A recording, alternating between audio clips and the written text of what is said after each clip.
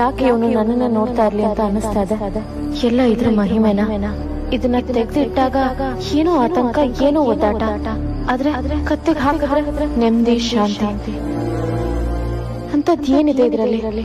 ಇಷ್ಟಕ್ಕೂ ಅಜ್ಜತ್ ನನಗೆ ಇದನ್ನ ಉಡುಗೊರೆ ಅಂತ ಯಾಕೆ ಕೊಟ್ಟ? ಇದನ್ನ ನೋಡ್ತಾ ಇದ್ದಾಗ ಏನೇ ನೆನಪಿಗೆ ಬಂದ ಹಾಗಾಗುತ್ತೆ. ಮನ್ಸ್ಗೆ ಏನೋ ಒಂಥರ ಒದ್ದಾಟ. ಯಾಕದು? ತ್ರಿಶೂಲ್, ಅಲ್ಲಿ ಯಾಕೆ ಮಲ್ಗಿದ್ಯಾ?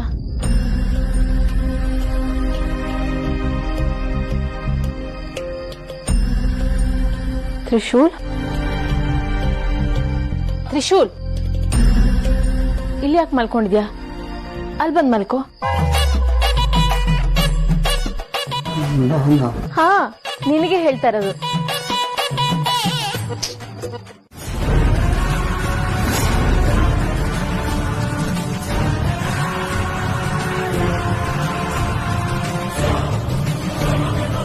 ಶತವರ್ಷಗಳಿಂದಲೂ 3 ದಿನಕ್ಕೊಮ್ಮೆ ನಿತ್ಯ ಕಾರ್ಯ ಇದು. ಆದರೆ ಯಾವತ್ತೂ ಕೂಡ ಇಂಥದ್ದೊಂದು ಸಂದರ್ಭ ನನ್ನ ಬದುಕಿಗೆ ಬಂದಿರಲಿಲ್ಲ. ಪ್ರತಿ ಸಲ ನನ್ನ ಶಾಪವನ್ನು ಮುಂದೂಡಬೇಕು ಅನ್ನೋ ಕಾರಣಕ್ಕೆ ನವತರುಣಿಯರ ರಕ್ತ ಹೇರುತ್ತದೆ. ಆದರೆ ಇದೇ ಮೊದಲ ಸಲ. ರಕ್ತ ಹೇರುವುದರಿಂದ ನನ್ನ 3 ದಿನದ ಯೌವನ ಮಾತ್ರ ಅಲ್ಲ, ನನ್ನ ಬದುಕಿನ ಶಾಪ ವಿಮೋಚನೆ ಆಗಲು ಕಾರಣವಾಗುತ್ತಿದೆ. ಸತ್ತರೆ ಮಾತ್ರ ನನ್ನ ನಾಗರ ಮಚ್ಚೆಯ ಹುಡುಗ ನನ್ನನ್ನು ಮದುವೆ ಆಗಲು ಸಾಧ್ಯ. ನನ್ನ ಶಾಪ ವಿಮೋಚನೆ ಆಗಲು ಸಾಧ್ಯ. ನಾನು ಚಿರಯುವಕ್ಕೆ ಆಗಲು ಸಾಧ್ಯ.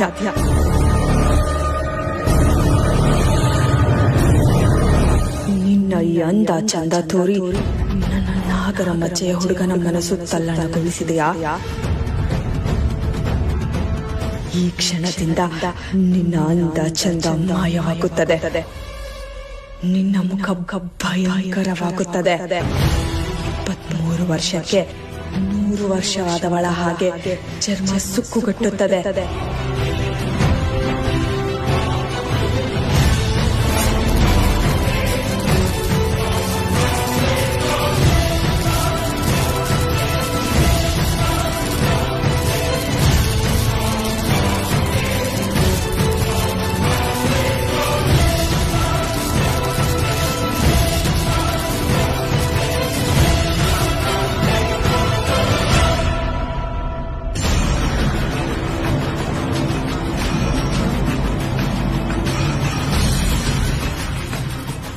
ನಾಗರ ಮಚ್ಚೆಯ ಹುಡುಗನನ್ನು ನನ್ನಿಂದ ಕಿತ್ತುಕೊಳ್ಳಲು ಬಂದವಳೆ, ಇನ್ನು ನಿನ್ನ ಮುಖ ನೋಡು.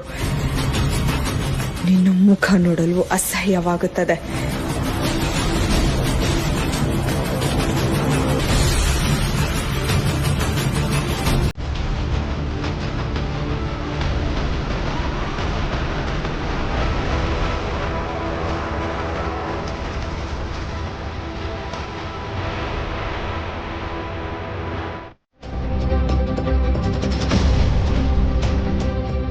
ಶೈಲು, ನಿಂದೆ ಮಲಗಿರು ಶೈಲು. 1 ನಿಮಿಷ, ಸ್ವಾಮಿಗಳು ಬರ್ತಾರೆ. ಏನೂ ಆಗೋದಿಲ್ಲ.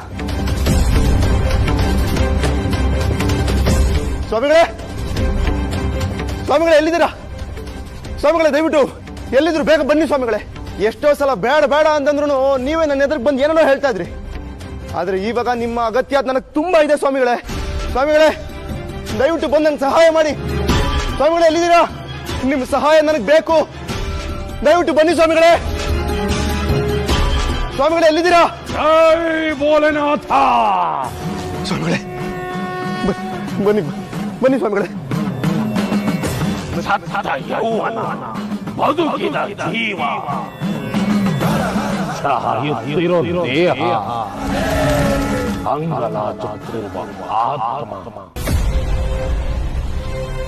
ದುಷ್ಟ ಶಕ್ತಿಗಳು ಅಟ್ಟಹಾಸಗಿರಿಯಲು ಶುರುವಾಗುತ್ತವೆ. ಸ್ವಾಮಿಗಳೇ, ಶೈಲನ್ನು ಉಳಿಸ್ಕೋಬೇಕು ಸ್ವಾಮಿಗಳೇ. ಅವ್ಳಿಗೇನಾಗಿದೆ ಗೊತ್ತಾಗ್ತಲ್ಲ. ಹಾಸ್ಪಿಟ್ಲಿಗೆ ಹೋದ್ರೆ ಏನು ಪ್ರಯೋಜನ ಇಲ್ಲ ಅಂತ ಅಂದ್ಬಿಟ್ಟು ನಿಮ್ಮ ಹತ್ರ ಕರ್ಕೊಂಡ್ ಬಂದಿದ್ದೀನಿ ಸ್ವಾಮಿಗಳೇ. ಏನಾದ್ರೂ ಮಾಡಿ ನೀವೇ ಅವಳನ್ನು ಉಳಿಸಿ ಸ್ವಾಮಿಗಳೇ. ಪ್ರಯೋಗ, ಸತ್ತ ದೇಹವನ್ನ ಸಾಯಿಸದೇ ಇರಲು ಮಾಡುವ ಪ್ರಯೋಗ, ಘೋರ ಪ್ರಯೋಗ. ಸ್ವಾಮಿಗಳೇ, ನಿಮ್ ಕೈ ಮುಗಿದು ಕೇಳ್ಕೊತೀನಿ ಸ್ವಾಮಿಗಳೇ. ದಯವಿಟ್ಟು ದಯವಿಟ್ಟು ಏನಾದ್ರೂ ಮಾಡಿ ಇವಳನ್ನ ಕಾಪಾಡಿ. ನಾನು ಇವಳನ್ನ ನಂಬಿಸಿದೆ. ನನ್ನ ಮೇಲೆ ಇಟ್ಟಿರೋ ನಂಬಿಕೆನ ಇವಳನ್ನ ಈ ಸ್ಥಿತಿಗೆ ತಂದ್ಬಿಟ್ಟಿದೆ. ಇವಳಿಗೆ ಹೀಗಾಗಬಾರ್ದು ಸ್ವಾಮಿಗಳೇ. ನಾನು ಇವಳನ್ನು ನಿಜವಾಗ್ಲೂ ಪ್ರೀತಿಸಿಲ್ಲ, ಖಂಡಿತ ಇವಳನ್ನು ಪ್ರೀತಿಸಿಲ್ಲ. ಆದ್ರೆ ಶಿವಾನಿ ಜಾಗಕ್ಕೆ ಬಂದಿದ್ದಾಳೆ ಅನ್ನೋ ಕಾರಣಕ್ಕೆ ಇವಳಿಗೆ ಈ ಸ್ಥಿತಿ ಬಂದ್ಬಿಟ್ಟಿದೆ. ದಯವಿಟ್ಟು ಸ್ವಾಮಿಗಳೇ ಏನಾದ್ರೂ ಮಾಡಿ. ಮಾಯ ವಿದ್ಯೆ ಬಲ್ಲವನಲ್ಲ, ಮಹೇಂದ್ರ ಜಾಲವನ್ನ ಬಲ್ಲವನಲ್ಲ. ಮಾಟವಿದ್ಯೆ, ಮಂತ್ರವಿದ್ಯೆ, ತಂತ್ರವಿದ್ಯೆ ಯಾವುದರ ಬಗ್ಗೆಯೂ ಜ್ಞಾನ ಇಲ್ಲದವರು ನಾನು. ನನ್ನ ಮುಂದೆ ಬಂದು ಇವಳನ್ನ ಕಾಪಾಡು ಎಂದರೆ ನಾನು ಹೇಗೆ ಕಾಪಾಡಲಿ ಭೋಲೆನಾಥ? ಸ್ವಾಮಿಗಳೇ, ನಿಮಗೆ ಯಾವ ಶಕ್ತಿ ಇಲ್ಲದೆ ಇದ್ರು ಶಿವನ್ನ ಒಲಿಸ್ಕೊಳ್ಳೋ ಶಕ್ತಿ ಇದೆ. ಅವನ ಅನುಗ್ರಹ ಇದೆ ಸ್ವಾಮಿಗಳೇ.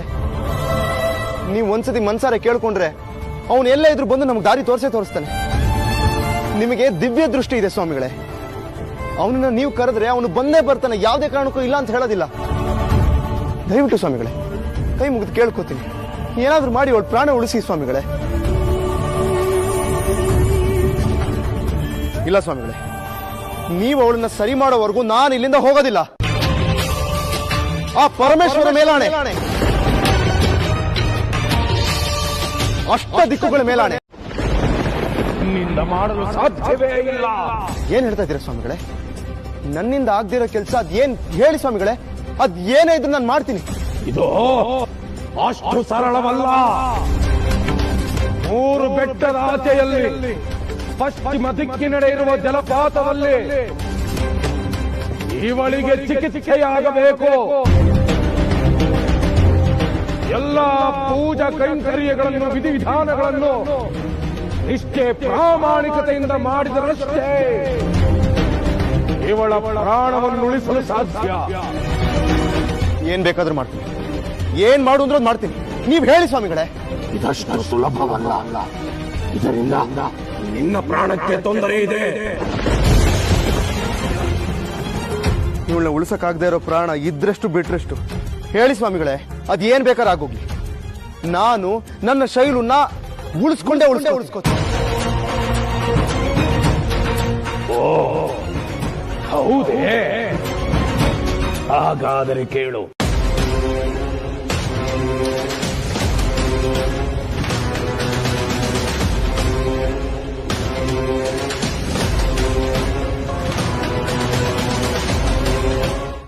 ಏನು ಇಬ್ರು ಇಷ್ಟೊಂದು ಸಂತೋಷದಲ್ಲಿದ್ದೀರಾ? ಕಾಲಿಗೆ ಚುಚ್ತಾ ಇದ್ದ ಮುಳ್ಳನ್ನ ಕಿತ್ತು ಬಿಸಾಕಿದ್ರೇನೆ ಎಷ್ಟು ಸಂತೋಷ ಆಗತ್ತೆ. ಅಂಥದ್ರಲ್ಲಿ ಬಾಳಿಗೆ ಚುಚ್ತಾ ಇದ್ದ ಮುಳ್ಳನ್ನ ಕಿತ್ತು ಬಿಸಾಕಿದ್ರೆ ಸಂತೋಷ ಆಗದೆ ಇರತ್ತಾ? ಏನು ಹೇಳ್ತಿದ್ದೀರಾ? ಶಿವಾನಿ ಅನ್ನೋ ಮುಳ್ಳು ನನ್ನಿಂದ, ನನ್ನ ಬಾಳಿಂದ, ನನ್ನ ದಾರಿಯಿಂದ ತೊಲಗಾಯ್ತು ದಿಗ್ವಿಜಯ. ಹೌದು ದಿಗ್ವಿಜಯ, ನಿನ್ನೆ ರಾತ್ರಿ ಶಿವಾನಿ ರಕ್ತನ ಹೀರಿ ಇವಳು ಯವ್ವನನ ಪಡ್ಕೊಂಡಿದ್ದಾಳೆ. ಇನ್ ಮುಂದೆ ಶಿವಾನಿ ಜೀವಂತ ಶವ.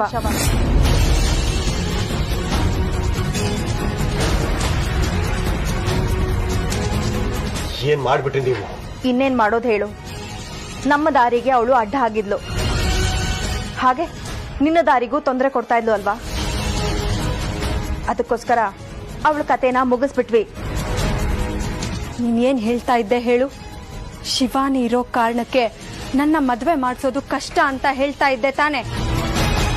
ಈಗ ಆ ಕಷ್ಟನ ತೊಲಗಿಸಿದೀನಿ. ಇನ್ನು ಭಯ ಬೇಡ ದಿಗ್ವಿಜಯ. ಅವಳಿಲ್ಲ ಸರಿ, ಆದರೆ ನನ್ನ ಮಗ ಎಲ್ಲಿ? ಗೊತ್ತಿಲ್ಲ. ಅವಳ ಭೀಭತ್ಸ ಮುಖವನ್ನ ನೋಡಿ ಅವನು ಎದ್ರುಕೊಂಡು ಓಡೋಗಿರ್ಬಹುದು. ಅವಳು ದಿಗ್ವಿಜಯ, ಮುಖನ ಅಂದವಾಗಿ ಇಟ್ಕೊಂಡಿರೋರು ಅವ್ರ ರೂಪ ಕುರೂಪ ಆದ್ರೆ ನಮ್ಮನ್ನ ಯಾರು ನೋಡ್ಬಾರ್ದು ಅಂತ ಓಡೋಗಿರ್ಬಹುದು. ಅದೇ ತರ ಇವಳು ಓಡೋಗಿರ್ಬಹುದು. ಅವಳು ಬರಲ್ಲ ಅನ್ನೋದೇ ಸತ್ಯ. ನಾನು ನನ್ನ ಮುಂದಿನ ಹೆಜ್ಜೆ ಇಡಬೇಕು ಅಂದ್ರೆ ಇದು ಸತ್ಯ ಅಂತ ನನಗೆ ಕನ್ಫರ್ಮ್ ಆಗಬೇಕು. ಅವಳನ್ನ ಯಾವುದೋ ಒಂದು ಶಕ್ತಿ ಕಾಪಾಡ್ತಾ ಇದೆ. ಪ್ರತಿ ಹೆಜ್ಜೆನಲ್ಲೂ ಅವಳ ಜೊತೆ ಪವಾಡಗಳೇ ನಡೀತಾ ಇವೆ. ದುಡ್ಡನ್ನು ಕದ್ಕೊಂಡು ಹೋದ್ಲು, ದುಡ್ಡು ಡಬಲ್ ಆಗಿ ವಾಪಸ್ ತಗೊಂಡು ಬಂದ್ಲು. ನೀವು ಅವಳ ಮೇಲೆ ಬೆಂಕಿ ಪ್ರಯೋಗ ಮಾಡಿದ್ರು ಅವಳಿಗೇನೂ ಆಗ್ಲಿಲ್ಲ. ಈಗಲೂ ಕೂಡ ಹಾಗೆ ಏನಾದರೂ ಆಗಿರಬಹುದು ಅಲ್ವಾ? ಏನೂ ಆಗಲ್ಲ. ಅವಳು ಇಷ್ಟೊತ್ತಿಗಾಗ್ಲೇ ಸತ್ತೋಗಿರ್ತಾಳೆ. ನಾಳೆ ಪೇಪರಲ್ಲಿ ಅಜ್ಞಾತ ವೃದ್ಧೆಯ ಶವ ಪತ್ತೆ ಅಂತ ಸುದ್ದಿ ಬರುತ್ತೆ, ನೋಡ್ತಾ ಇರು. ಹೋಗು ಹೋಗು ದಿಗ್ವಿಜಯ, ನೀನ್ ಹೋಗಿ ಮದುವೆ ತಯಾರಿ ಮಾಡ್ಕೋ.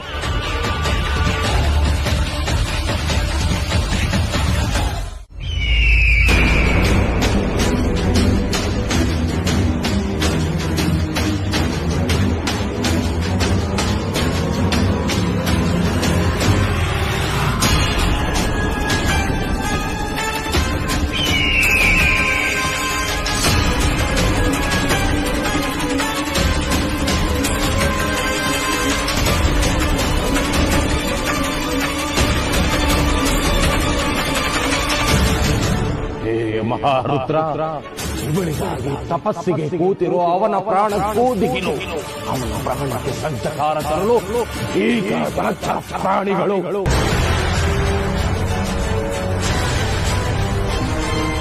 ಇವನ ದೇಹವನ್ನ ಕುಕ್ಕಿ ತಿನ್ನಲು ಘೋರ ರಣಹರ್ತಗಳು. ಇಬ್ಬರಿಗೂ ಅಪಾಯ ಒಮ್ಮೆಲೇ ಬಂದಿದೆ. ದಯಮಾಡಿ ಕಾಪಾಡೋ ಕರುಣಾಕರ, ಕೃಪೆ ತೋರು.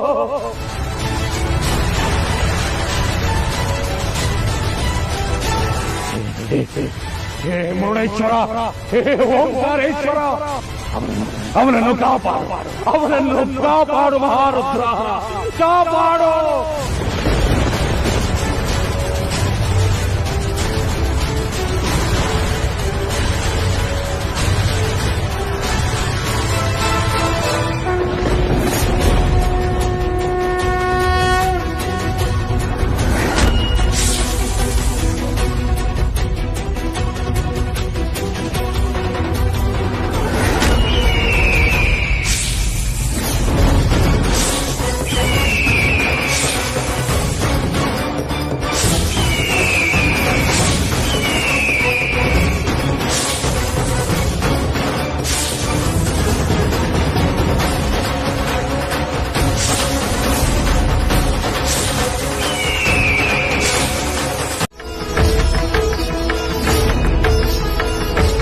ಸೂರ್ಯಾಸ್ತಕ್ಕೆ ಬಹಳ ಸಮಯವಿಲ್ಲ. ಆದರೆ ಅವನ ತಪಸ್ಸಿಗೆ ಇನ್ನೂ ಫಲ ಕೊಡದೆ ಕುಳಿತಿರುವೆಯಲ್ಲ ಮಹೇಶ್ವರ, ದಯಮಾಡಿ ರಕ್ಷಿಸು, ದಯಮಾಡಿ ಕಾಪಾಡು ಭೋಲೆನಾಥ, ಕಾಪಾಡು. ನೀನೇ ರುದ್ರಾಯ, ನೀನೇ ಭರ್ಗಾಯ, ನೀನೇ ಸೋಮಾಯ ಶ್ರೀಕಂಠನೇ, ದೇವದೇವಾಯ ಪಾಲನೇತ್ರಾಯ ಕಾಲಕಾಲಾಯ ಮಹೇಶನೇ, ಕಾಲಾಗ್ನಿ ತಸ್ಮೈ ನಮಃ, ಮಹಾಪ್ರಾಣ ಈಶನೇ ನಮಃ, ಓಂಕಾರ ರೂಪನೇ ನಮಃ. ಪ್ರಸನ್ನನಾದ ಭಕ್ತ ಶಿವ ಪ್ರಸನ್ನನಾದ. ಕಣ್ಣು ತೆರೆ.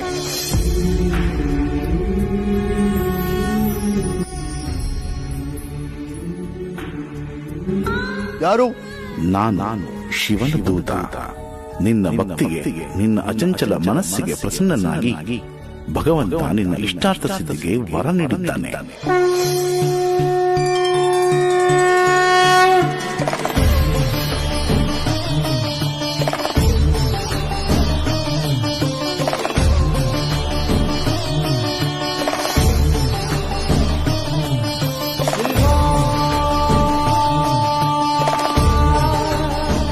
ಇದು ಸ್ಫಟಿಕ ಚೂರ್ಣ. ಇದನ್ನು ಸೂರ್ಯಾಸ್ತದ ಒಳಗೆ ಅವಳ ಮೇಲೆ ಲೇಪನ ಮಾಡು. ಅವಳು ಸಹಜ ಸ್ಥಿತಿಗೆ ಮರಳುತ್ತಾಳೆ. ಧನ್ಯವಾದಗಳು ಸ್ವಾಮಿ, ಕೋಟಿ ಕೋಟಿ ಧನ್ಯವಾದಗಳು.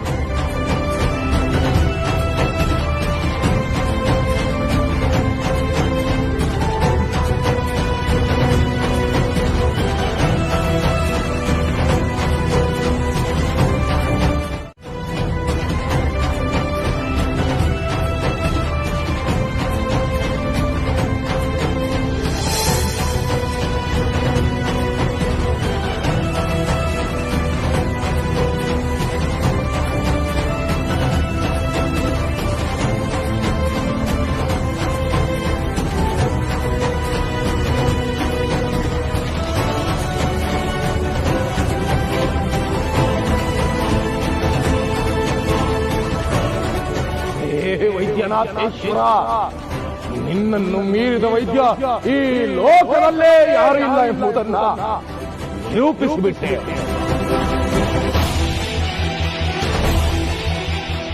ಆರಂಭ ದುಷ್ಟಕೂಟಕ್ಕೂ ದೇವಕೂಟಕ್ಕೂ ಯುದ್ಧವಾರಂಭ. ಇನ್ನು ದುಷ್ಟಕೂಟದ ನಾಶ, ದೇವಕೂಟದ ವಿಜಯ. ಇನ್ನು ರಣಕಹಳೆ ಮೊಳಗಲಿ ರಣಕಹಳೆ.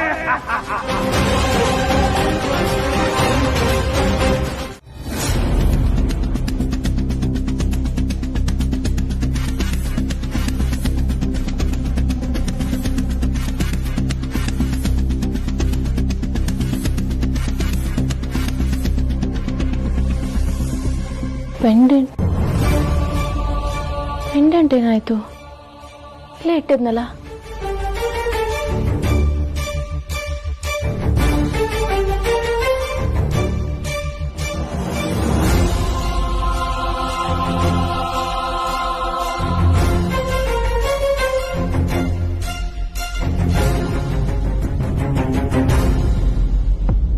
ಶೈಲು,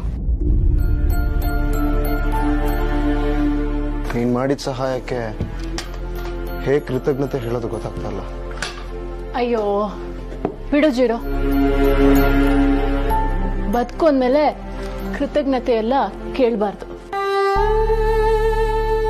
ಸಮಯ ಸಂದರ್ಭ ಋಣನ ತೀರಿಸೋ ಅವಕಾಶ ಕೊಟ್ಟೆ ಕೊಡುತ್ತೆ.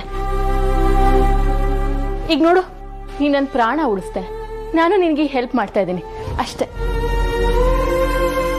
ಇದ್ರಲ್ಲಿ ನೀನ್ ಗ್ರೇಟು ನಾನ್ ಗ್ರೇಟು ಅಂತ ಏನಿಲ್ಲ, ಇಬ್ರು ಒಂದೇ. ಶೈಲು, ಏನ್ ಹುಡುಕ್ತಾ ಇದೆಯಾ? ಅದು ನನ್ನ ಪೆಂಡೆಂಟು ಇಲ್ಲೇ ಇಟ್ಟಿದೆ, ಯಾಕೋ ಅದನ್ನ ಬಿಟ್ಟು ಹೋಗೋ ಮನ್ಸು ಬರ್ತಿಲ್ಲ. ನೀನು ಲಾಸ್ಟ್ ಅದನ್ನ ಎಲ್ಲಿ ಇಟ್ಟಿದ್ದು ನೆನಪಿದೆ? ಇಲ್ಲೇ ಈ ಟೇಬಲ್ ಮೇಲೆ ಇಟ್ಟಿದ್ದೆ. ಅಂದ್ರೆ ಅದ್ರ ಪಕ್ಕನೇ ಎಲ್ಲೋ ಬಿದ್ದೋಗಿರ್ಬೇಕು.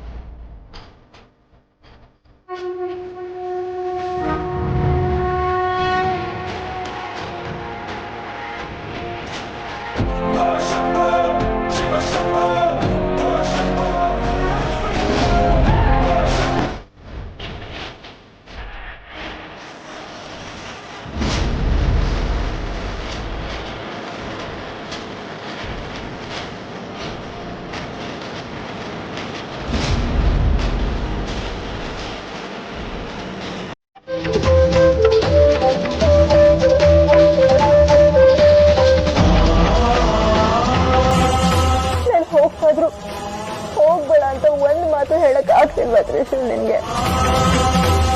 ಮನ್ಸಲ್ಲಿ ನಿನ್ಗಷ್ಟು ಜಾಗ ಇಲ್ವಾ? ನಮ್ದು ಒಂದಿನದ ಪ್ರೀತಿ ಅಲ್ಲ ತ್ರಿಶೂಲ್, ನಮ್ದು ಜನ್ಮ ಜನ್ಮದ ಅನುಬಂಧ. ಅದ್ ನಿನಗ್ ಗೊತ್ತಿಲ್ವಾ? ನಿನಗೋಸ್ಕರ ನಾನು, ನನಗೋಸ್ಕರ ನೀನು ಹುಟ್ಟಿರೋದು. ನನ್ನ ಹೃದಯ ನೀನಾದ್ರೆ ನಿನ್ನ ಹೃದಯದ ಮಿಡಿತ ನಾನಲ್ವಾ?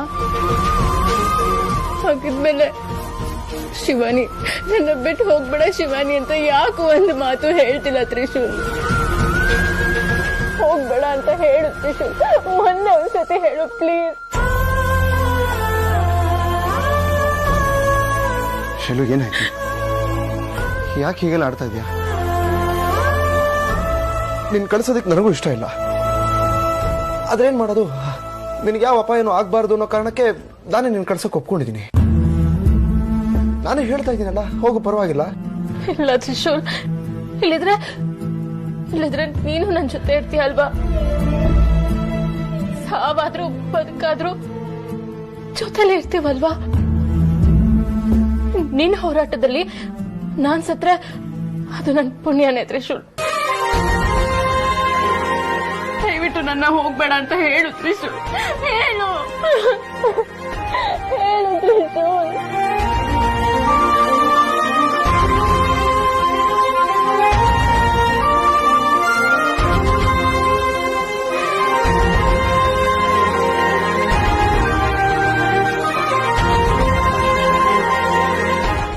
ಕೂತ್ಕೊಳ್ಳಿ. ಹೇಗಿದ್ದೀರಾ? ಚೆನ್ನಾಗಿದ್ದೀವಿ. ದೊಡ್ಡ ಗುರುಗಳು ಹೇಗಿದ್ದಾರೆ? ಎಲ್ಲ ಚೆನ್ನಾಗಿದ್ದಾರೆ. ಪ್ರಸಾದ ತಗೊಳ್ಳಿ. ಒಂದ್ ನಿಮಿಷ, ನನ್ನ ಮಗ ಸೊಸೆ ಬರ್ತಾರೆ, ಅವ್ರ ಕೈಯಲ್ಲೇ ಕೊಡಿ. ಮಧುಮತಿ, ಶಿವನಿ ತ್ರಿಶೂಲ್ನ ಕರಿ.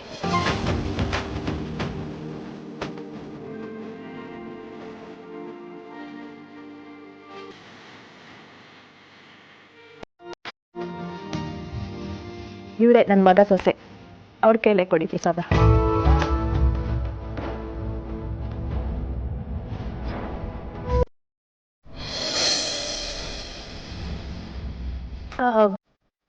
ಏನ್ ವಿಶೇಷ? ಏನಿಲ್ಲಮ್ಮ, ನಿನ್ನ ಆರೋಗ್ಯ, ಗಂಡ ಹೆಂಡತಿ ಸಂಬಂಧ ಚೆನ್ನಾಗಿರ್ಲಿ, ನಿನ್ನ ಸಂತೋಷಕ್ಕೆ ಯಾವ ಅಡೆತಡೆನೂ ಬರಬಾರ್ದು ಅಂತ ಧನ್ವಂತರಿ ಹೋಮ ಮಾಡ್ಸಕ್ ಹೇಳಿದ್ದೆ. ಧನ್ವಂತರಿ ಹೋಮನ? ಹೌದಪ್ಪ, ಅದಕ್ಕೆ ಪ್ರಸಾದ ತಗೋ ಬಂದೆ. ನೋಡಪ್ಪ, ಕುಂಕುಮನ್ನ ನಿನ್ನ ಹೆಂಡತಿ ಹಣೆಗಿಡು. ನಾನ ಬೈ ಗಂಡ ತಾನೇ ಹೆಂಡತಿ ಕುಂಕುಮ ಮಾಡಬೇಕು. ನೀನು ಗಂಡ ಅಲ್ವಾ? ಇಡ.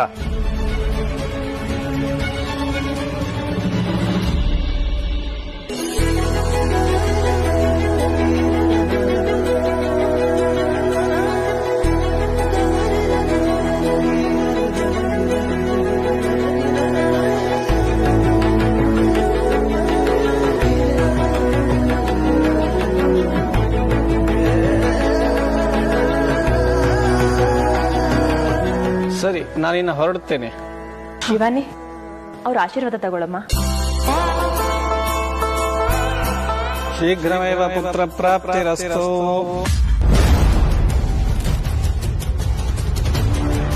ಅಮ್ಮ, ನಾವು ಬರ್ತೇವೆ. ಹಾ, ಸರಿ. ಅಲ್ಲ, ಅವ್ರು ಯಾಕೆ ಹಾಗೆ ಹೇಳಿ ಹೋದ್ರು? ನನ್ನ ಆರೋಗ್ಯಕ್ಕೆ ಏನಾಗಿದೆ? ನಾನು ಚೆನ್ನಾಗೇ ಇದ್ದೀನಲ್ಲ. ಶಿವಾನಿ, ನಮ್ಮ ಮನೆ ವಾರಸ್ದಾರ ಹೊತ್ಕೊಂಡಿರೋ ನೀನು ಆರೋಗ್ಯವಾಗಿರ್ಬೇಕಲ್ವಾ?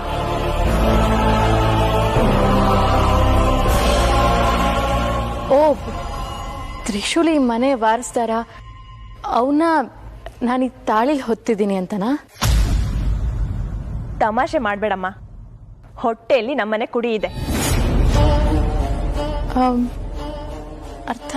ಅರ್ಥ ಆಗ್ಲಿಲ್ಲ. ಪ್ರೆಗ್ನೆಂಟ್ ಅಂದೆ. ಯಾರು? ಇನ್ಯಾರು? ನೀನೇ.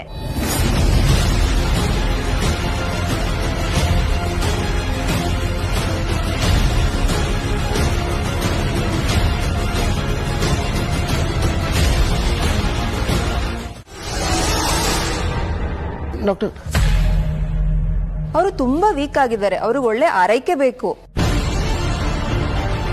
ಇದು ನಿಮ್ಮ ಮೊದಲನೇ ಮಗು. ಇಂಥ ರೆಪ್ಯೂಟೆಡ್ ಫ್ಯಾಮಿಲಿಗೆ ಬರೋ ಮಗು ಹೇಗಿರ್ಬೇಕು? ತಾಯಿ ಹೇಗಿರ್ಬೇಕು? ಯಾಕೋ ಸ್ವಲ್ಪ ಹೆಚ್ಚು ಕಮ್ಮಿ ಆಗಿದೆ ಅನ್ಸ್ತಾ ಇದೆ ನನಗೆ.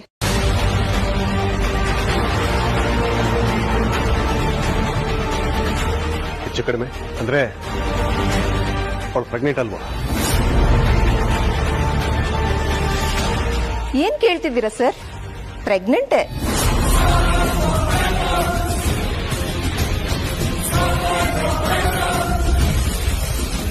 ತಾಯಿ ಆರೋಗ್ಯದಲ್ಲಿ ಸ್ವಲ್ಪ ಹೆಚ್ಚು ಕಮ್ಮಿ ಆಗಿದೆ ಅಂತ ಹೇಳಿದೆ ಅಷ್ಟೇ.